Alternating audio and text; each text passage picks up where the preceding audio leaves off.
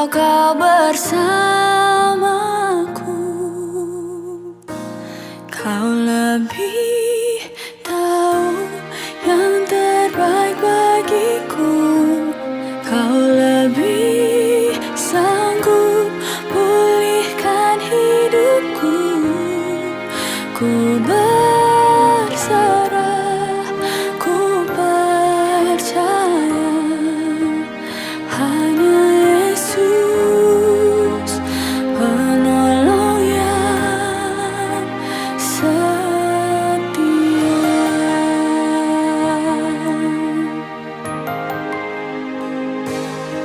Saat ku berjalan, kasih-Mu menerangi langkahku. Takut, takut, tak ku bimbang, karena ku tahu kau bersamaku. Kau lebih tahu yang terbaik bagiku. Kau lebih sanggup pulihkan hidupku. Ku berserah, ku percaya hanya Yesus penolong yang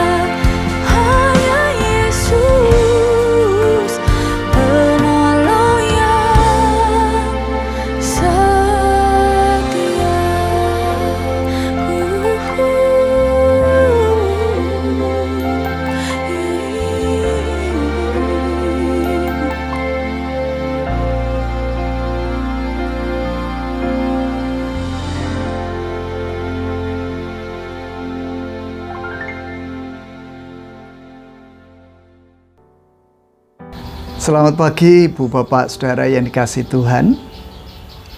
Kembali kita bertemu di persekutuan doa pada saat ini. Dan kita mengingat bahwa hari ini adalah hari yang sangat berarti bagi saudara-saudara sepupu kita, yaitu Hari Raya Idul Fitri di hari yang pertama. Kalau kita merasakan hari ini juga cukup panas, tetapi percayalah bahwa apa yang kita alami bersama dengan Dia yang memampukan kita semua untuk boleh bertahan. Dan pagi hari ini selain kita menikmati berkat-berkat Tuhan, tentu kita juga diajak bersama belajar memahami akan karya dan kehendak-Nya melalui firman Tuhan.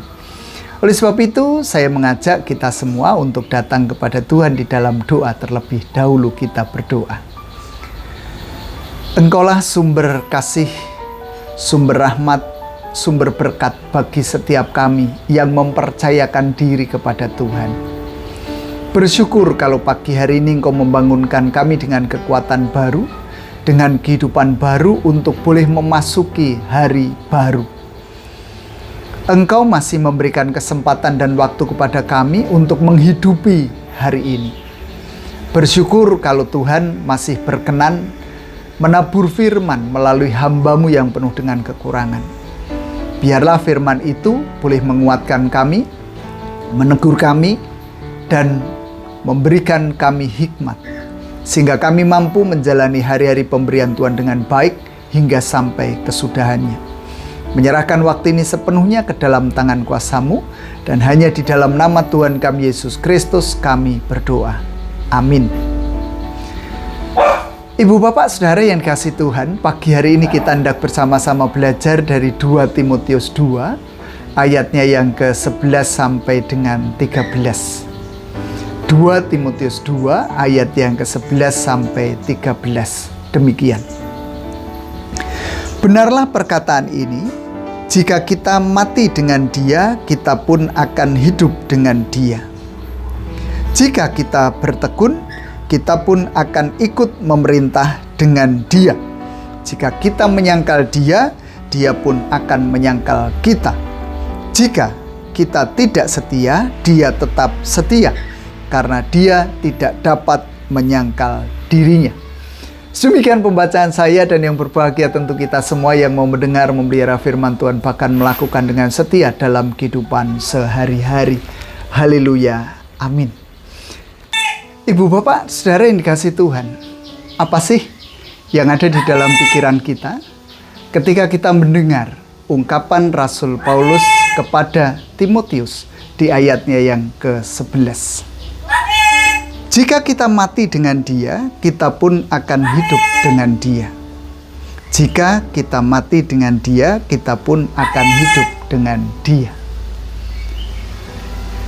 Saudara-saudara yang dikasihi Tuhan, nampaknya melalui ayat ini kita bersama-sama diingatkan bahwa ini adalah salah satu pemaknaan ritual baptisan menurut Paulus.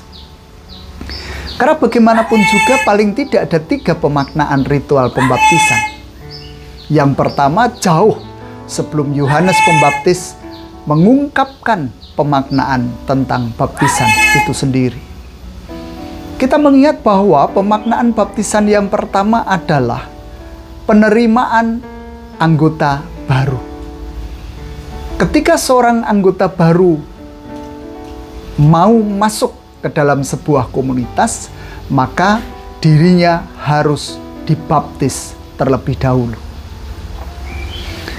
Lalu kita mengingat juga bagaimana Yohanes Pembaptis mengundang banyak orang ketika itu untuk mengalami pertobatan. Sehingga pemaknaan baptisan menurut Yohanes adalah pertobatan, penyerahan diri kepada Tuhan. Dan saat kita mendengar apa yang diungkapkan oleh Rasul Paulus kepada Timotius di ayat yang ke-11 dari 2 Timotius 2 ini, tentu kita juga mengingat bahwa inilah pemaknaan pembaptisan menurut Rasul Paulus, yaitu dijadikan satu dengan tubuh Kristus, masuk ke dalam persekutuan Yesus Kristus dan mengalami kehidupan yang baru.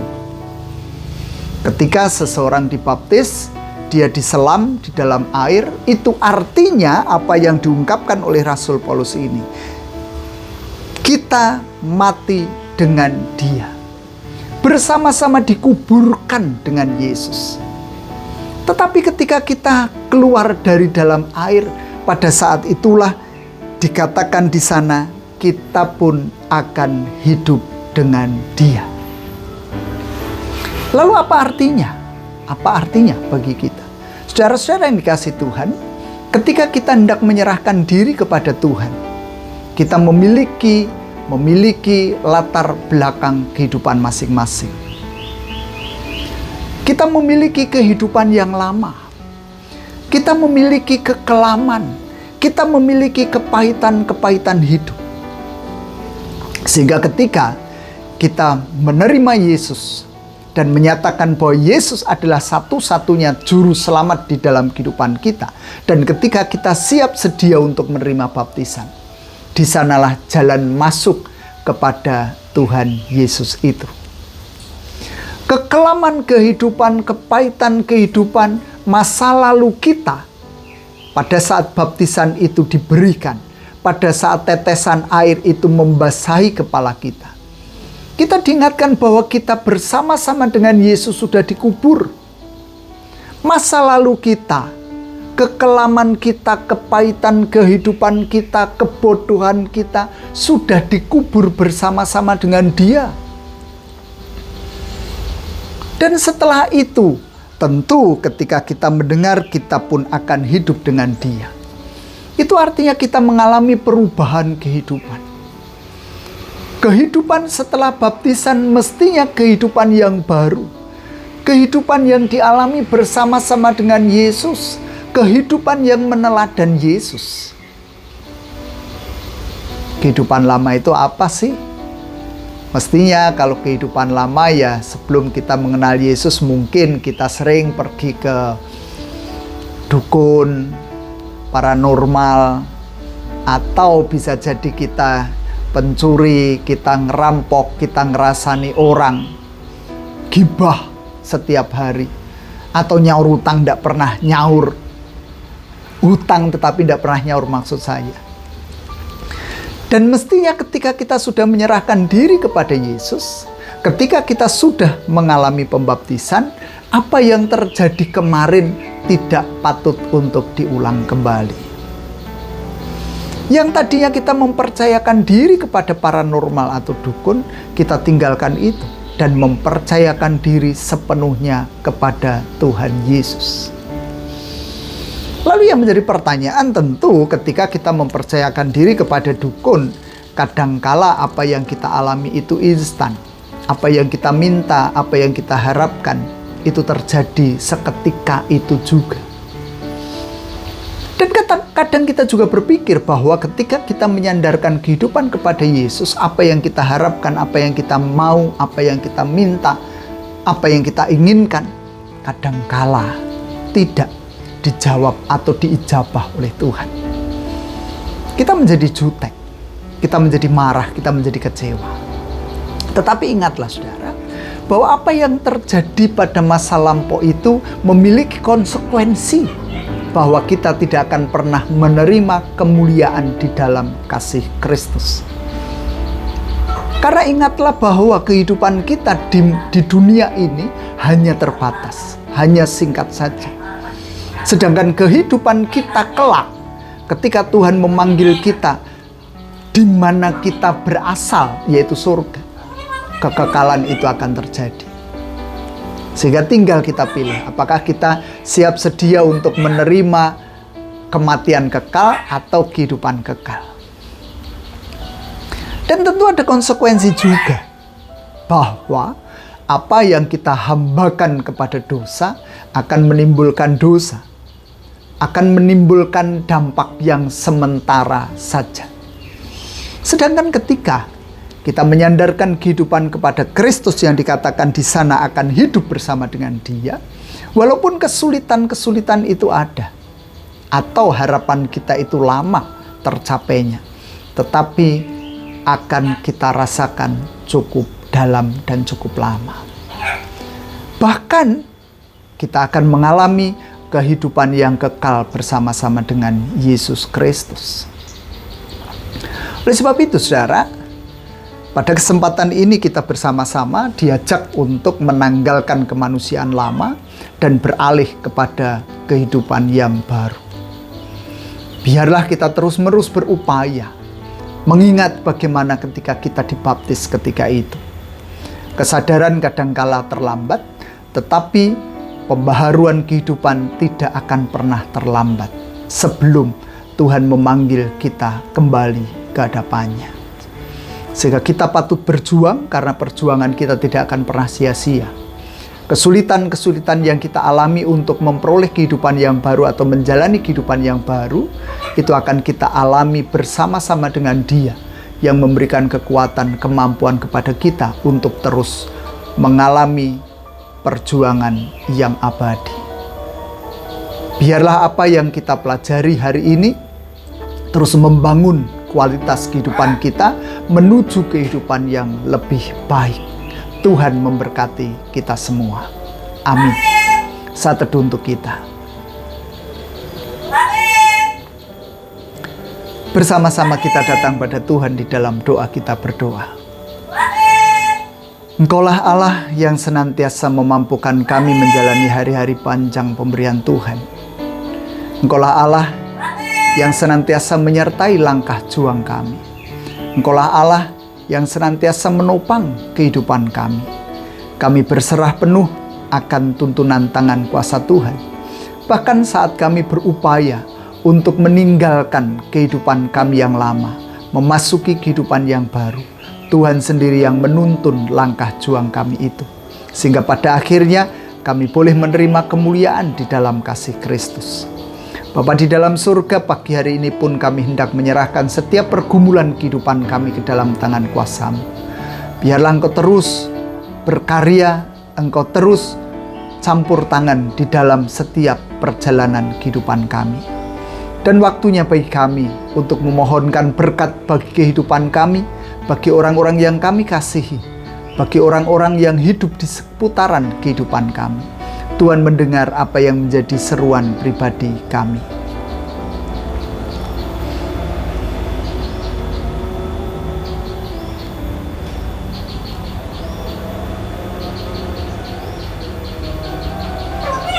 Kalau sebentar lagi kami hendak mengakhiri persekutuan ini, biarlah Tuhan terus ada bersama-sama dengan kami. Tuhan terus melawat kehidupan kami, dan Tuhan pula yang ikut berjuang dalam perjuangan kami. Ampuni setiap dosa pelanggaran kami ya Tuhan. Dan inilah syafaat-syafaat kami yang kami naikkan demi nama Putra-Mu yang tunggal, Tuhan kami Yesus Kristus. Amin. Demikian saudara apa yang boleh kita lakukan bersama pada pagi hari ini. Biarlah Tuhan terus memberikan semangat kepada kita untuk kita berjuang menjadi lebih baik di hadapannya. Sehat, Tuhan memberkati kita. Amin.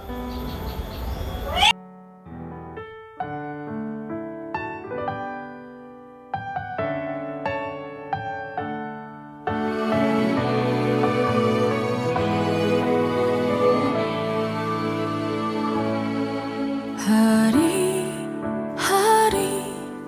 yang ku jalani, ku selalu rasakan kasih-Mu. Ku bersyukur atas kebaikan-Mu. Engkaulah Yesus Tuhanku. Semua ini untuk membentukku supaya ku hidup sesuai kehendak